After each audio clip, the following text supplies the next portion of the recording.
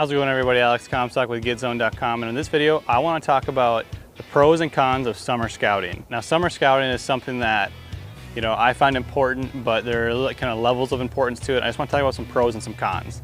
So let's first talk about some pros.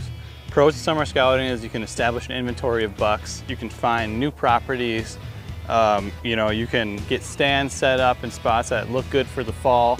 There's a whole bunch of pros. I like summer scouting because the biggest thing for me is it gives me a chance to establish an inventory of bucks, what's in the area, what could I potentially be hunting in the fall, and it's pretty much what's around. Now I'm going to kind of focus on more of the cons in this video because there are a couple that I find really important. The first one is that a lot of times people will find a big buck in the summer and they're going to pretty much try and figure that buck out exactly how he's living in the summer, and they're planning on hunting him in the fall like that, and then come fall, he's either gone or doing something completely different. And that's because a lot of times bucks are going to shift their home range slightly. They're going to shift how they move come fall.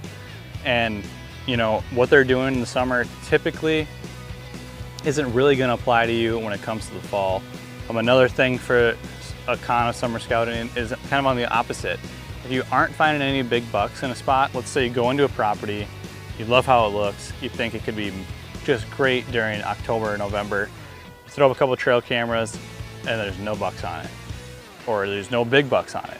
That doesn't mean they're not going to be there come fall. Again, bucks shift their home range a lot, and you don't want to put all your eggs into the summertime basket per se.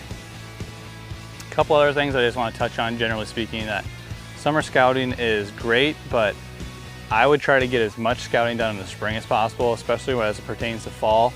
And obviously it's not always the case. I'm doing a lot of summer scouting myself. And one last pro that I want to touch on, sorry I'm a little back and forth in this video, is if you do hunt in a state where the opener is early, say early September or even late August, then if you could find a buck on a pattern at the end of summer, then that could actually really apply to how you're going to hunt them if you're hunting them right away. Those are a few things to think about when it comes to the pros and cons of summer scouting.